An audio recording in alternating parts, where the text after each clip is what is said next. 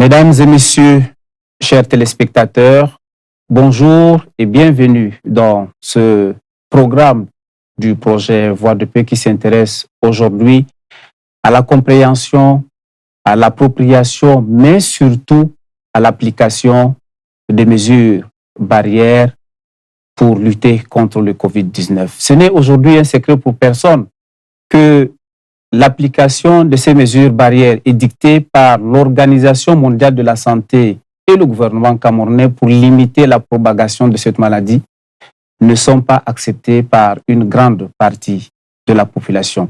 Le respect de ces mesures barrières a parfois fait l'objet de polémiques et même des tensions au sein de nos communautés. Toutes ces frustrations peuvent conduire à la radicalisation, engendrant ainsi des violences extrémistes qui, dans un contexte d'insécurité, peuvent devenir des terreaux fertiles pour les groupes extrémistes. Pour en parler aujourd'hui, nous avons dans ce studio autour de notre table Roland Guy-Aimé Bitoum, qui est le sous-préfet de l'arrondissement de Maroua 3e. Bonjour, monsieur le sous-préfet. Merci, bonjour. Et je voudrais remercier le programme Voix de paix pour l'honneur qu'il me fait de participer à cette émission. Et nous avons également autour de notre table Abdelkader El-Badré, qui est l'imam de la nouvelle grande mosquée de Hardé, c'est dans la ville de Maroua. Bonjour, imam. Bonjour aux téléspectateurs. Et je remercie également Voix de paix qui m'a convié à cette assise de pouvoir peut-être apporter un plus du côté de la communauté musulmane de Maroua. Docteur Céline Maïrescou, qui est le point focal Covid-19 dans la région de l'extrême nord. Elle est en service à la délégation régionale de la santé publique pour l'extrême nord. Bonjour madame. Merci, bonjour et merci pour l'invitation. En réalité, il s'agit du Centre régional de prévention et de lutte contre les épidémies qui, dans le cadre de la gestion de la pandémie à Covid, travaille aussi pour cette épidémie-là. J'ose espérer que ma présence pourra améliorer la compréhension de la population en ce qui concerne les mesures barrières. Merci. Madame, monsieur, merci d'être présent. Et pour planter le décor, je vous invite à suivre avec moi ces quelques réactions des citoyens qui évoquent les frustrations suscitées par l'application des mesures barrières captées par nos reporters.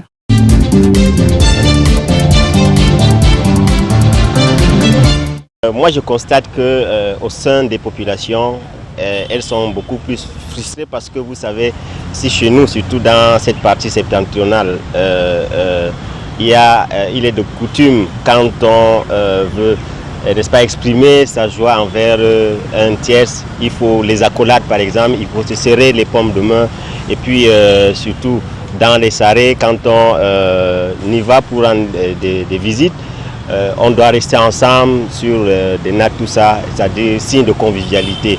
Donc c'est toutes ces restrictions, n'est-ce pas, dues au Covid-19. Donc ces mesures barrières font des frustrations, je crois, pour ma part, au sein des populations. Les frustrations liées aux mesures barrières, on peut déjà penser au port du cache-nez qui, pour certains, est très étouffant.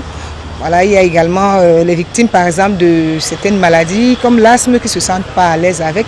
Et puis, pour les femmes, par exemple, qui aiment se maquiller, porter le cache-nez, n'est-ce pas, cache leur maquillage et, disons, une partie de leur beauté. Et souvent, quand on retire le cache-nez, on se rend compte que tout le maquillage qu'on s'est mis est resté sur le cache-nez. Donc, c'est assez dérangeant. Tout d'abord, c'était stressant parce qu'il fallait s'éloigner de tout le monde, rester confiné à la maison. C'était assez stressant et surtout avec l'arrivée du Covid, on se demandait comment fallait faire, comment affronter la maladie et tout le reste. Et puis, il ne fallait plus sortir, rester confiné, plus de marcher à l'école, il fallait respecter des mesures ultra strictes. Et aussi avec la famille, il y avait aussi une barrière qu'on devait s'imposer. Et la population rencontre plusieurs difficultés.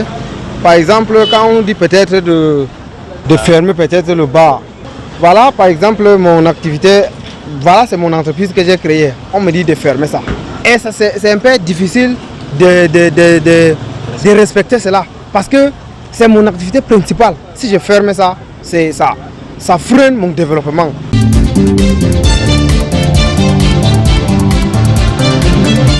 Vous venez de suivre les réactions de quelques citoyens sur les frustrations que peuvent engendrer les mesures barrières.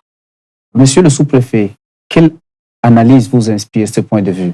Merci. Je crois que ce que les populations ont dit est très évident. C'était compliqué pour nous-mêmes, autorités administratives, d'obliger nos populations à changer d'habitude.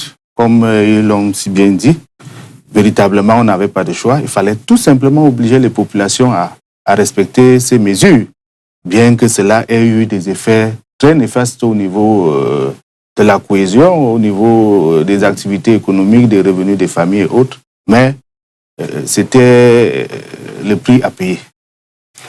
Merci beaucoup, monsieur le sous-préfet. Abdelkader El-Badré, vous qui êtes leader religieux, ces avis des populations, qu'est-ce que ça vous inspire?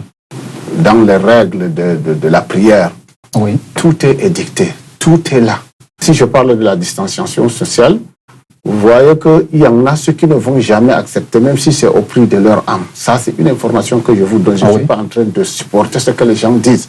Nous, on fait ce que nous peut faire à notre niveau, n'est-ce pas? Maintenant, il reste à savoir, est-ce que le musulman lambda qui vient se placer derrière nous, est-ce qu'il peut nous accepter?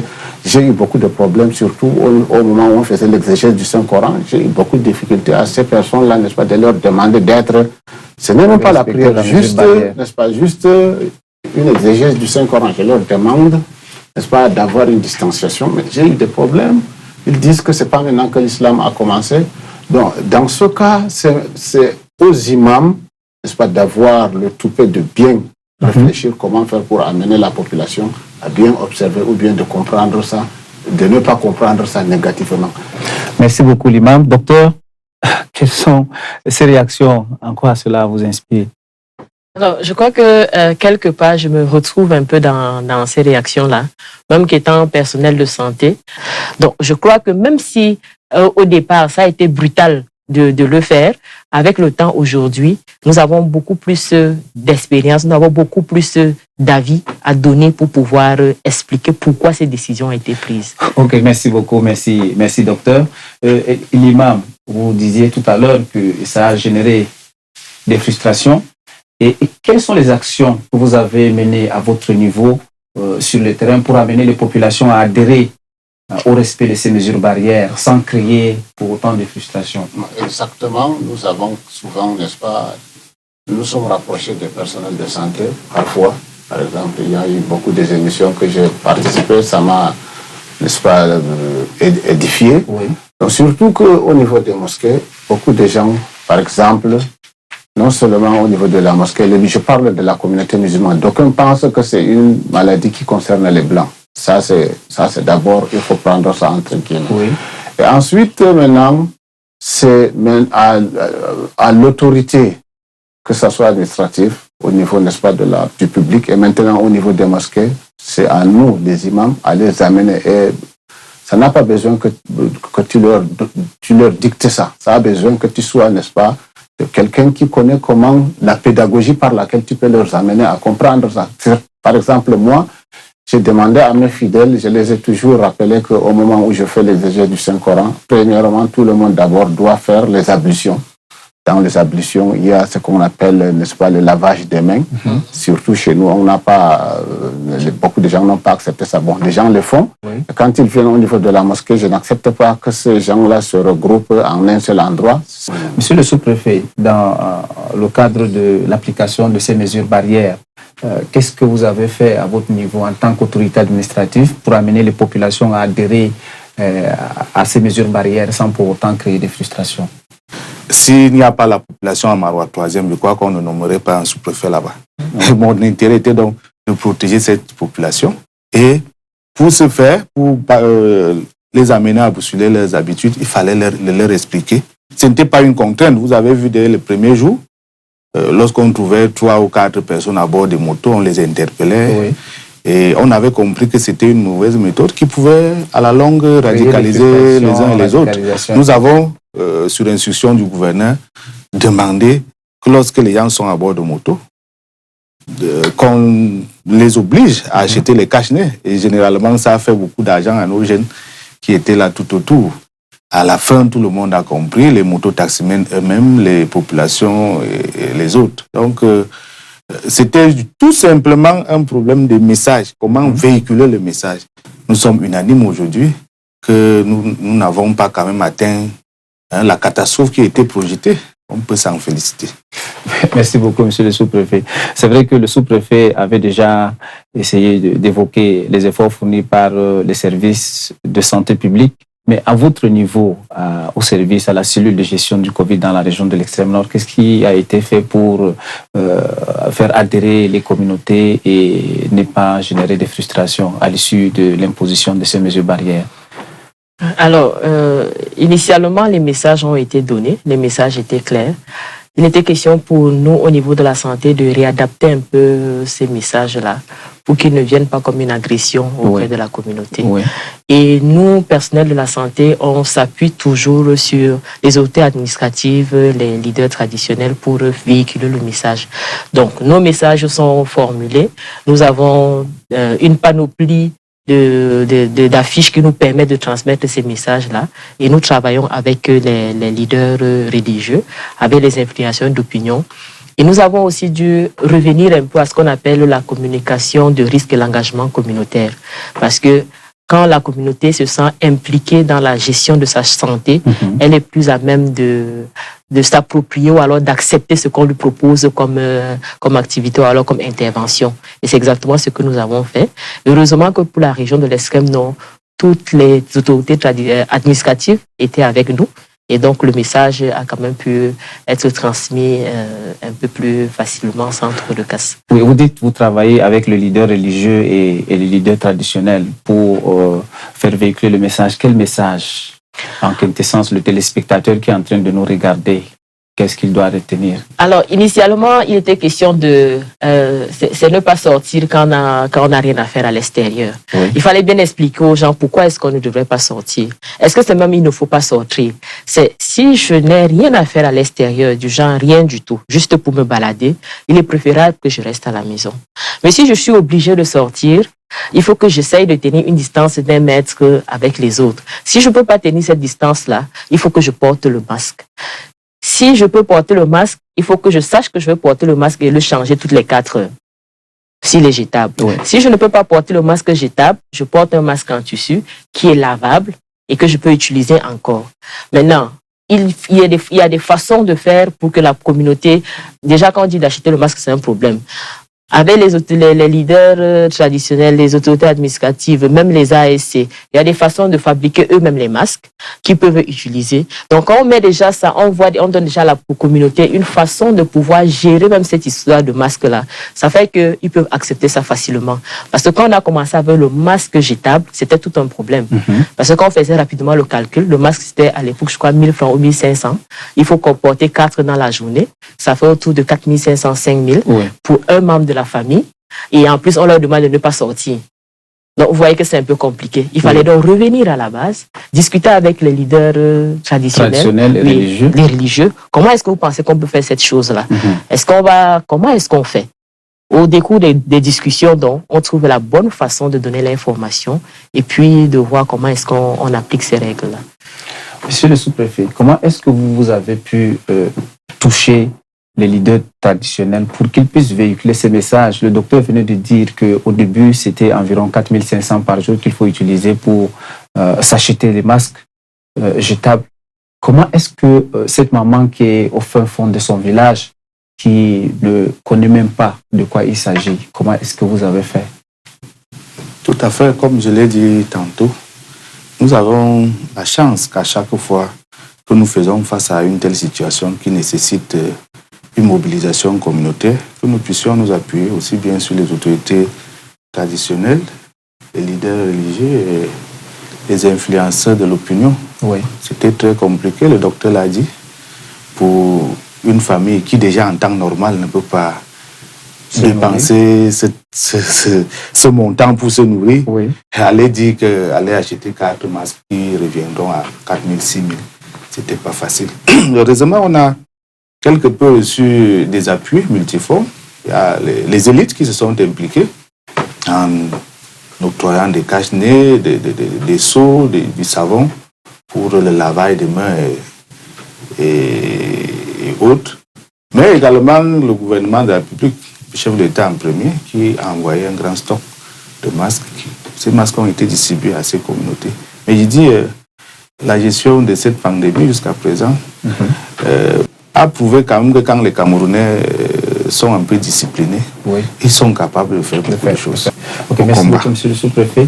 Mais au début de la pandémie, des voies et des tensions ont été observées dans certains lieux de culte dans la ville de Maroua, suite à l'application des mesures barrières. Comment est-ce que vous avez parvenu à gérer ce genre de tensions? Merci. Je voudrais dire que, contrairement à ce que l'opinion a voulu faire comprendre, il n'y avait pas qu'au niveau de la communauté musulmane que les gens n'ont pas accepté l'application de ces mesures. Oui. Vous savez, l'arrondissement de Maroua 3e peut être considéré comme un arrondissement qui accueille beaucoup d'espaces de prière. Oui. La cathédrale, les églises évangéliques, baptistes, fraternelles, luthériennes, tous ces gens n'ont pas accepté du coup ces mesures. Parce que, dites-vous, 50 personnes, pas plus, qui devaient être là en train de compter le nombre de fidèles qui devaient venir à l'église. Alors, combien de pasteurs, combien de prêtres avons-nous dans nos paroisses pour que les messes soient dites avec 50 personnes en une journée? Si on compte, il y a des messes qui enregistrent 3000.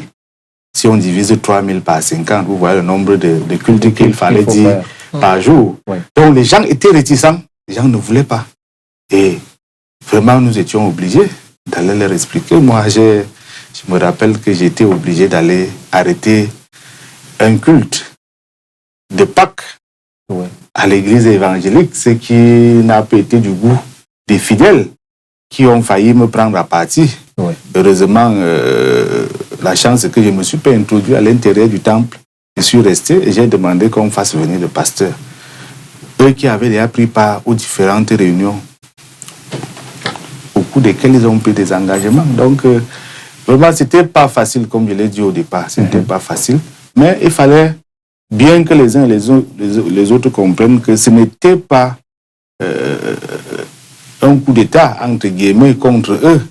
C'était qu'on voulait sauver la population. Et au fur et à mesure que les informations remontaient, que les réunions se tenaient, les uns et les autres comprenaient qu'il n'était jamais question soit d'aller contre la religion. D'ailleurs, les écoles avaient été fermées. Merci beaucoup, monsieur le sous-préfet. Et l'imam, vous qui étiez, entre guillemets, dans le feu de l'action, comment est-ce que vous avez géré cette situation? Non, la première chose, c'était d'abord d'amener les fidèles à comprendre que cette maladie existe, et qu'elle a existé avant, depuis le temps du prophète sallallahu alayhi wa sallam, ou bien depuis le temps de ses disciples. Oui. Il fallait chercher, n'est-ce pas, des sources dans, n'est-ce pas, la tradition prophétique. C'est ce qu'on a fait. On a cherché des hadiths, n'est-ce pas, on les a ramenés dans l'histoire. Ça veut dire qu'au temps de Omar ibn al-Khattab, il y avait eu une pandémie pareille qui a fait à ce que, n'est-ce pas, Omar a empêché les mosquées de fonctionner. Oui. Parce qu'il fallait préserver l'intérêt général ou bien la santé de tous qui a tué beaucoup de disciples du prophète sallallahu alayhi wa sallam. Donc il fallait ramener l'histoire pour que les gens comprennent. Et puis il fallait en même temps les expliquer que l'islam, n'est-ce pas, va toujours de pair avec la science. Parce que les docteurs, les grands docteurs du monde ont montré que cette maladie existe. En disant même un verset, Fas'alu ala zikri in kuntum la ta'lamun, demandez les gens de connaissance si vous ne connaissez pas. Vous ne pouvez pas être spécialiste en tout. Ici, dans la pandémie, le coronavirus, c'est les docteurs qui connaissent. Tous les docteurs du monde sont unanimes que ça tue. Et voilà comment ça s'éparpille, ça se propage dans la communauté. Donc voilà pourquoi les gens ont accepté au premier temps, même si la majorité n'a pas accepté. Mais les religieux, n'est-ce pas, et surtout les profanes ont quand même pu accepter les mosquées sont fermées, mais c'est pour un temps. Ils ont accepté que ça soit pour un temps. Heureusement, le gouvernement a été très sage, n'est-ce pas, de ne pas laisser, surtout de permettre la réouverture en observant bien sûr les mesures édictées. Et ces mesures-là ont permis à ce que, n'est-ce pas, les mosquées soient ouvertes. Et c'est à ces mesures-là que nous, les imams, nous sommes étalonnés dessus pour amener les fidèles à comprendre, bien que la majorité actuellement ont compris la nécessité, n'est-ce pas, d'appliquer les mesures barrières en dehors de ce que je vous ai dit, la distanciation sociale au niveau des mosquées. Alors, le docteur, monsieur le sous-préfet et l'imam nous ont expliqué un peu comment est-ce qu'ils ont géré ces conflits, ces tensions qui ont été engendrées par l'application des mesures barrières. Alors, quelles sont les mesures mises en place aujourd'hui pour que les populations puissent facilement accepter l'application des mesures barrières pour qu'il n'y ait plus de frustration comme par le passé? Alors, les questions de tension et de violence en période de crise, je crois que les crises sont différentes et les réactions des populations sont différentes aussi. Vous allez voir que nous, personnel de santé, quand on va commencer à parler, on parle à un niveau et puis on s'arrête, on dit que maintenant, les autorités administratives, les leaders, maintenant, vous allez nous aider pour la suite. Parce que nous, on va s'arrêter à proposer des actions qui peuvent aider, prendre en charge les cas, dire comment est-ce qu'il faut faire, mais pour l'application, ça peut plus être de notre ressort. Monsieur le sous-préfet, vous savez, autant moi que dans des situations où il y a des tensions, surtout dans les lieux de culte, ça rend le terrain fertile pour les groupes extrémistes de venir facilement enrôler les jeunes, les femmes et même les hommes âgés. Comment est-ce que vous avez essayé de réfléchir sur des mesures qui peuvent faire en sorte que dans l'avenir, des situations pareilles ne se produisent? Nous nous sommes appuyés sur les leaders religieux, nous sommes appuyés sur les autorités administratives pour que le message-là passe au niveau des églises et mosquées, sans que nous-mêmes nous soyons à l'intérieur pour leur expliquer. Nous avions déjà excusez-moi, les chargés des missions, les porte-paroles qui étaient donc les leaders religieux, lui-même l'imam l'a dit. Il a trouvé les moyens pour expliquer à la population le bien fondé. Qu'est-ce qu'on doit choisir? Mourir parce qu'on ne voudrait pas porter le cache-nez, ou alors porter le cache-nez et continuer à prier. Merci beaucoup, monsieur le sous-préfet. L'imam, quelles sont les mesures qui sont mises en place au niveau de votre mosquée pour que le terrain ne soit pas fertile aux groupes extrémistes? En réalité, ce n'est pas facile du côté de la mosquée parce que souvent nous entendons partout dans le monde, c'est la mauvaise compréhension de la religion qui amène, n'est-ce pas, aux gens de se radicaliser. Souvent, vous voyez que certains fidèles qui ne connaissent pas bien l'islam et qui veulent l'appliquer, c'est là il y a le problème. Tu ne connais pas quelque chose, mais tu as l'enthousiasme de l'appliquer. C'est là nous avons ce genre de population-là qui nous cause des problèmes. Parfois, ça nous amène à descendre chez eux à la maison avec toutes les preuves, n'est-ce pas? Bien que lui, il n'a pas étudié. Nous cherchons un bon nombre de hadiths. On lui montre si c'est la religion que tu veux, voilà. Et si tu veux mettre le désordre, nous, on peut te dénoncer au niveau de l'administration. Bien qu'au début, on dit que nous sommes des corrompus. On nous a donné de l'argent, voilà pourquoi nous adhérons à ce que le gouvernement dit. Bon, aujourd'hui, tout ce langage-là a disparu, je pense. Mais continuons de ne pas, n'est-ce pas, amener les uns et les autres de se radicaliser. Merci beaucoup. Chers téléspectateurs, entre mourir et respecter les mesures barrières, le choix est vite fait. Protégez-vous et protégez les autres. Nous avons eu autour de cette table M. Roland Guy-Aimé Bitoumou. Il est le sous-préfet de la commune d'arrondissement de Maroua, 3e. Nous avons eu également M. Abdelkader El Badri, qui est l'imam de la nouvelle grande mosquée de Ardé, c'est dans la ville de Maroua. Et nous avons également eu le docteur Céline Maïrouskou, qui est le point focal Covid-19 dans la région de l'extrême nord. Elle est en service à la délégation régionale de la santé publique.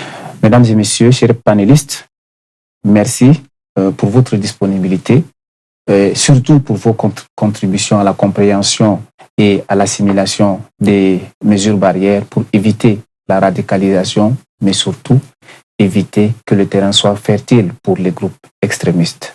Chers téléspectateurs, merci d'avoir été des nôtres.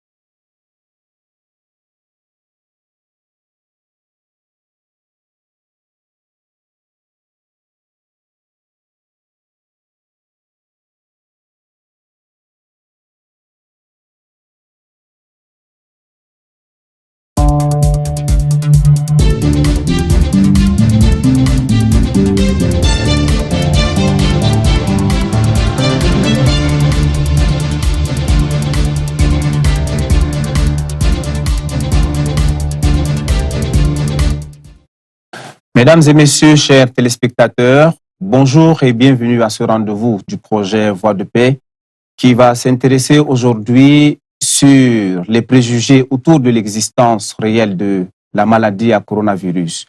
Malgré les efforts du gouvernement et ses partenaires pour faire comprendre à la population l'existence réelle de cette maladie, bon nombre de nos concitoyens ne croient toujours pas à l'existence de cette maladie. Comment les convaincre d'accepter et de croire en l'existence de cette maladie? Et pour en parler aujourd'hui, nous avons autour de notre table M. Abdoulaye Sinele. Il est le maire de la commune de Maroua 2e. Révérend pasteur Bouba Boukar Barnabas, qui officie à la paroisse de Domayo, c'est à l'Union des Églises évangéliques du Cameroun. Madame Zanouba Yaya, elle est la présidente de l'Association des femmes dynamiques du Cameroun. Mesdames et messieurs, chers téléspectateurs, nous aurons également, lors de cette émission, une personne guérie du coronavirus qui a choisi de partager avec nous son histoire. Madame, monsieur, merci d'être présents autour de cette table. Et pour planter le décor, je vous invite à regarder avec nous quelques réactions des populations sur les préjugés autour de l'existence de cette maladie captée par nos reporters.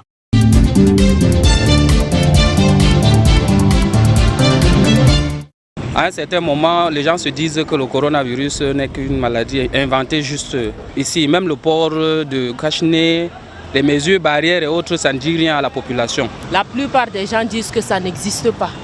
C'est juste une rumeur pour le gouvernement pour influencer la population de se retirer. Mais dans le fond, ça n'existe pas, surtout au nord, ça n'existe pas. Que le corona, franchement, ça n'existe pas. Ils ne croient pas à ça. Moi, je suis conscient de ce corona, que le corona existe.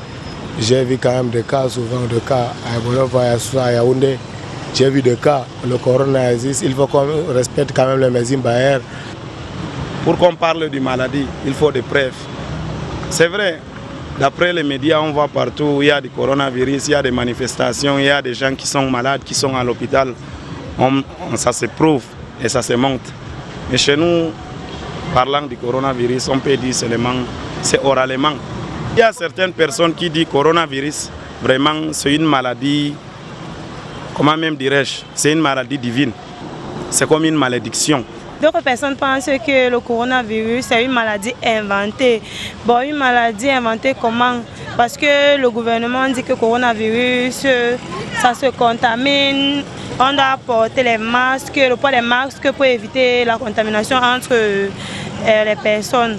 Donc la population pense que cette maladie est inventée. Donc c'est là peut-être le gouvernement est là non, pour avoir un peu de sous. C'est ce que les gens disent, mais nous on n'a même pas cru à ça parce que nous, on a confiance en nous-mêmes. Donc on est là, comme on dit qu'il faut qu'on ait la mesure barrière là. Donc on essaie de pratiquer ça d'abord. Pour pouvoir, parce que nous on sait que Corona n'est pas à l'extrême nord.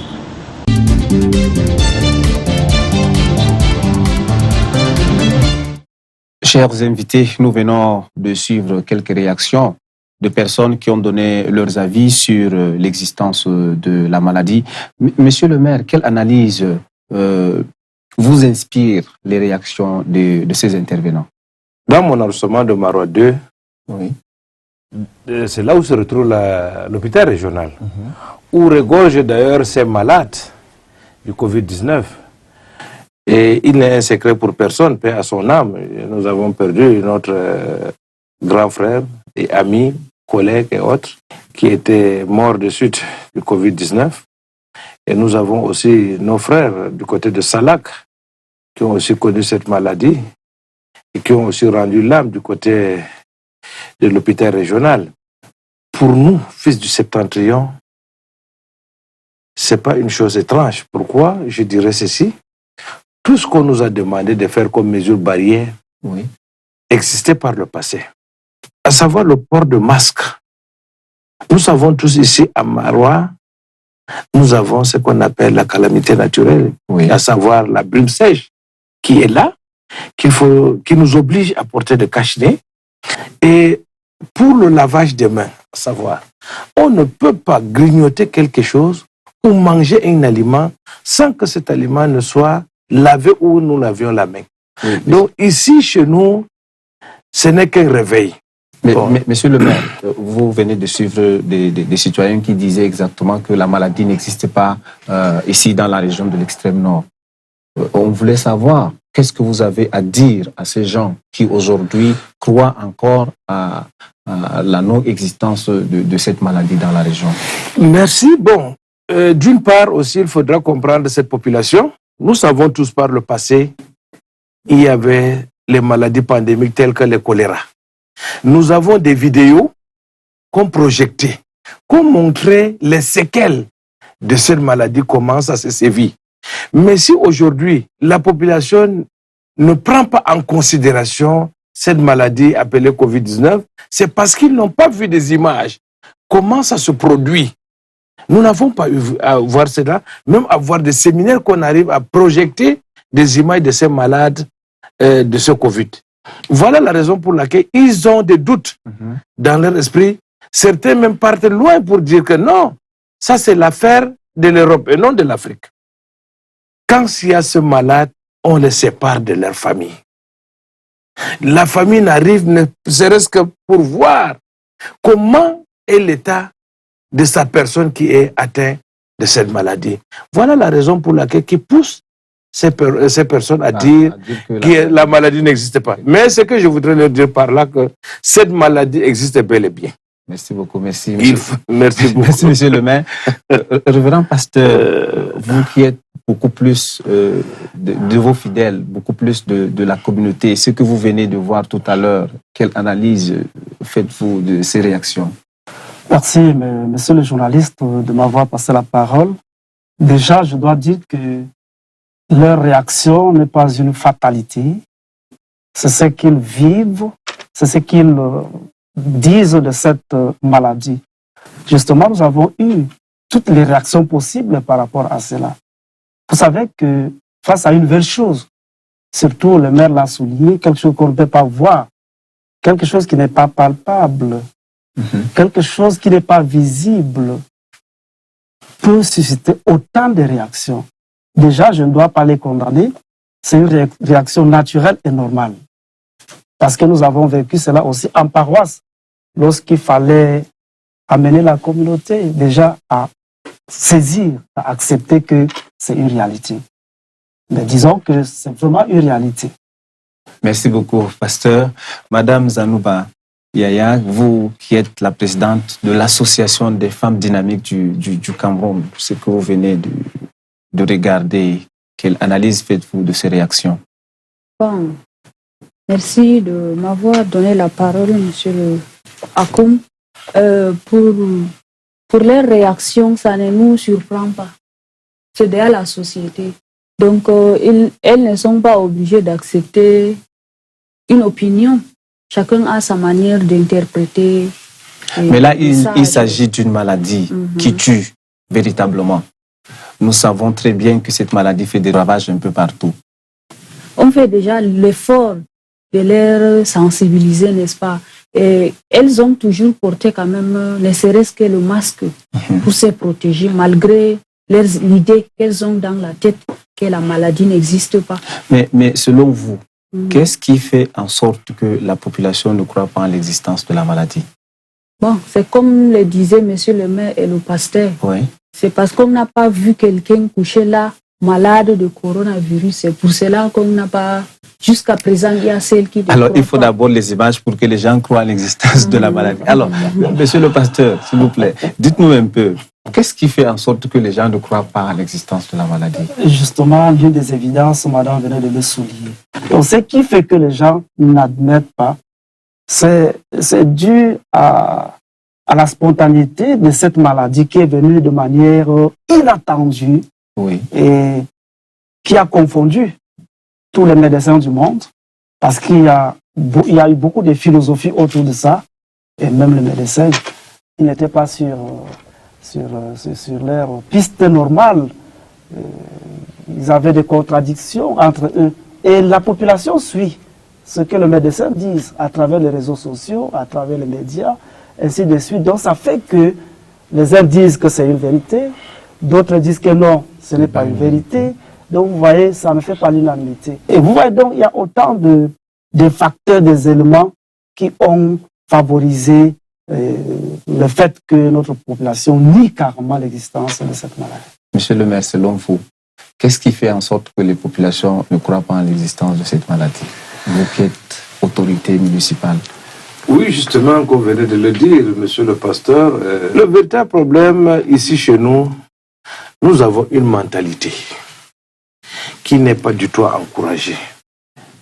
C'est pas facile d'amener la population à comprendre l'existence de cette maladie.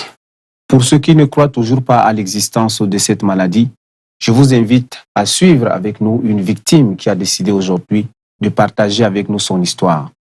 Comme tous les autres, j'avais entendu parler de la Covid. J'ai regardé à tout moment la télévision pour voir comment, de par le monde, il y avait une mobilisation, il y avait beaucoup de morts et tout le reste, sans toutefois imaginer que cette maladie pouvait arriver autour de moi. J'essayais aussi, comme tous les autres, de respecter les mesures barrières et tout le reste jusqu'au jour où je venais d'avoir un atelier avec un colloque, autant pour moi. Je venais de faire un colloque et avec un nombre de personnes et tout j'étais le directeur scientifique du colloque. Donc quelques jours après, j'ai commencé donc à sentir des signes de palu. Donc je pensais que c'était le palu ou bien c'était ma glycémie qui a augmenté. Une journée, 2 journées, je me sentais toujours pas bien. C'est comme ça que je me suis rendu au centre de santé de Dougoy pour faire les examens de palu et de gouttes épaisses et de glycémie. Alors, ma grande surprise, c'est que ma glycémie était normale. Le palu aussi était négatif. Sur le champ, moi, j'ai demandé si on ne faisait pas le test de Covid ici, compte tenu un peu de toutes les explications que j'avais déjà entendues par-ci et par-là au sujet des manifestations. Sur le champ, donc, j'ai décidé de faire le test. J'étais assis dans ma voiture quand l'infirmière est sortie pour me demander d'aller plus tôt. J'ai compris qu'il y avait du counseling là. Donc je suis allé, on m'a dit qu'on m'a testé positif. Bon, c'est vrai que moi, personnellement, il n'y avait pas de panique. Il n'y avait pas de panique. J'avais déjà, comment je vais dire, intériorisé en quelque sorte. Je me suis dit rapidement que ça devrait provenir de là. C'est comme ça qu'on m'a prescrit, donc, en tout cas, on m'a donné tout l'arsenal de médicaments. C'est comme ça qu'on m'a demandé donc de faire un confinement ici à domicile pendant 1 semaine pratiquement. Ce qui a été fait, donc, en évitant le contact. J'ai pris aussi la peine, moi, d'informer tous les gens avec qui j'étais en contact pour dire que bon voilà, on a été ensemble, bon, on ne sait jamais. Il vaut mieux aller se faire aussi, d'aller faire le test. Donc c'est comme ça, beaucoup sont allés, bon Dieu merci. Donc immédiatement, je suis aussi allé chercher les produits de Cléda au niveau du diocèse. On m'a donné, c'est comme ça que j'ai commencé donc à faire le traitement, associé aussi à beaucoup de potions traditionnelles, surtout un peu les bains de vapeur et autres. Donc c'est comme ça que j'ai commencé à gérer un peu la maladie avec beaucoup de restrictions, en évitant les contacts. Maintenant, ce qui se passe, c'est que quelques jours après, je repars faire le test. Le test est négatif. Mais ça ne me convainc pas. Nous décidions alors d'aller au centre de l'hôpital régional pour dire que peut-être le test du centre de Dougoy était problématique. Quand nous nous sommes rendus là-bas, on a dit que non, si c'est le test rapide qu'on a fait, il n'y a pas de souci, quoi. Donc moi, je reviens après, immédiatement, je commençais un peu à rentrer dans la vie normale. Maintenant, je ressens encore les symptômes. Je pars quelques jours après, on dit que je suis encore, c'est encore testé positif, quoi. Donc j'ai été peut-être j'ai vécu doublement la maladie.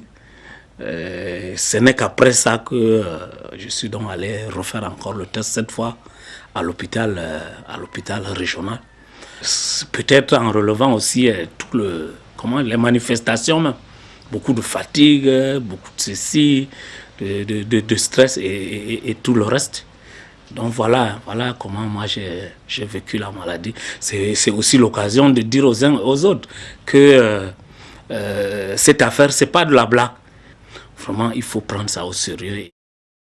Quand on sait qu'il y a une mauvaise approche ou il y a une mauvaise communication autour d'une maladie comme celle-ci, ça peut créer des frustrations, engendrer des situations violentes et des comportements déviants qui peuvent entraîner des gens vers la question de l'extrémisme violent. Et vous, en tant que religieux, comment faites-vous pour amener la population à accepter l'existence de cette maladie?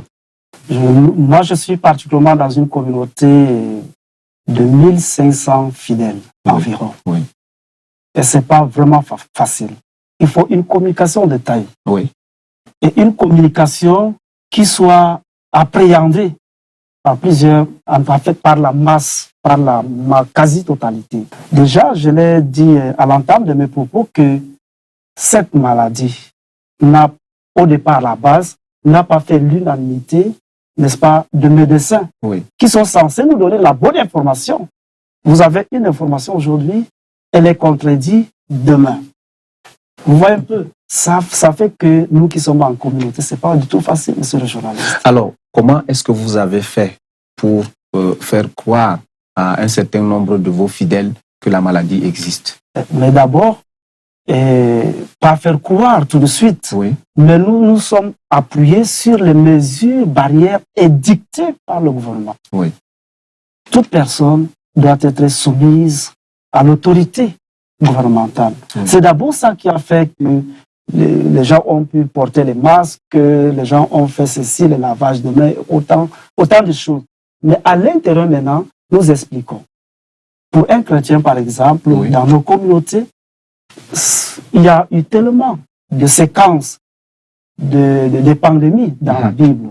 Et nous nous sommes appuyés sur les Saintes Écritures pour leur dire, mais ce n'est pas le seul cas. Par exemple, dans tel texte, dans tel texte, dans tel texte, la Bible regorge autant de pandémies, de peste, de ceci. Et parfois, c'est la déclaration de Dieu pour ramener son peuple à l'ordre. Vous comprenez avec moi? Donc, en choisissant cette voie-là, les chrétiens ont tout de suite resté, ils se sont posé des questions pour dire, mais écoutons, ça peut être vrai. Encore que ce qui se passe autour de nous démontre, je dis bien démontre, qu'il y a beaucoup de déviance, il y a beaucoup de choses que l'être humain est capable de faire et qui peut chavirer, qui peut amener l'homme à dérouter et subir beaucoup de conséquences. Merci beaucoup, merci. Madame Zanouba, comment avez-vous fait pour amener les femmes et les jeunes et les enfants à croire en l'existence de cette maladie? Bon, ça n'a pas été facile quand même, mais nous avons fait beaucoup d'activités pour les amener à comprendre que la maladie à coronavirus existe réellement et que nous devons nous protéger. Nous avons pris l'exemple de pays européens, telles que les images que les uns et les autres voient à la télé. Oui. Oui, nous nous sommes appuyés sur ça pour leur dire que voilà ceux qui sont développés, ceux qui sont riches même, voilà ce qu'ils subissent. Combien de fois nous, si ça arrive à notre niveau, nous ne pourrons pas supporter. Nous ne serons pas sauvés de cette maladie. Donc protégeons-nous. Mais quelques-unes ont quand même compris. La majorité a quand même compris. Donc il y a encore des efforts à fournir. On continue toujours. Merci beaucoup. Monsieur le maire, vous qui êtes à la tête de cette municipalité, une commune de la ville de Maroua, comment est-ce que vous avez fait pour amener vos populations à croire en l'existence de cette maladie? Si nous avons déjà le gouvernement, le chef de l'État, son Excellence M. Paul Biya, a pris cela en considération et voire même mettre des moyens considérables au niveau des communes pour essayer de faire éradiquer cette maladie. C'est pour dire que vraiment cette maladie existe bel et bien. Et c'est pas facile d'amener la population à comprendre que cette maladie existe. Mais ce que nous pourrons faire, c'est toujours de redoubler d'efforts à la sensibilisation. Alors, mais monsieur le maire, quel message, vous, en tant qu'autorité, avez-vous à l'endroit des personnes qui aujourd'hui ne croient toujours pas à l'existence de cette maladie? En un seul mot, respectons les mesures barrières. C'est ce que je voudrais dire à la population. C'est de respecter simplement les mesures barrières qui nous ont été prescrites. Merci beaucoup, monsieur le maire. Le révérend pasteur Bouba Boukar Barnabas, quel message avez-vous à l'endroit de certains de vos ouailles qui ne croient toujours pas à l'existence de cette maladie? Le message que nous pouvons apporter à nos ouailles, à nos fidèles, c'est que l'existence de cette maladie, la maladie est réelle. Et nous devons toujours rentrer dans la parole de Christ, dans la parole de Dieu.